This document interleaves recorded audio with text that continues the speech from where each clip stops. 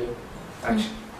Tamilstar.com viewers எல்லாருக்கும் வணக்கம். இப்போ சினிபாய்ஸ்ல தெரிஞ்சுக்க போற சினிமா இன்ஃபர்மேஷன் என்ன அப்படின்னு பாத்தீங்கன்னா சமூக வலைத்தளம்.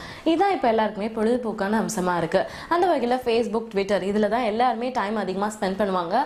ஃபேஸ்புக்கை விட ட்விட்டரில் தான் பார்த்தீங்கன்னா ஹீரோயின்ஸ் அதிகமாக இருக்காங்க. அண்ட் அவங்கள ஃபாலோ பண்ணால் அவங்கள பற்றி அப்டேட்ஸ் வந்து அப்பப்போ தெரிஞ்சுக்கலாம் அப்படின்றது ரசிகர்களோட எண்ணமாக இருக்குது. அந்த வகையில் ட்விட்டரில் பார்த்தீங்கன்னா ஏகப்பட்ட ஹீரோயின்ஸ் இருக்காங்க. அப்பப்போ அந்த படங்களை பற்றியோ இல்லை அவங்கள பற்றியும் நிறைய அப்டேட்ஸ் கொடுத்துக்கிட்டே இருப்பாங்க. ஸோ அவங்கள பற்றி நிறைய இன்ஃபர்மேஷனும் நம்ம தெரிஞ்சுக்க முடியும். அண்ட் இந்த ட்விட்டர்லேருந்து சமந்தா இப்போ விலகிட்டாங்க அப்படின்ற ஒரு செய்தி வந்திருக்கு.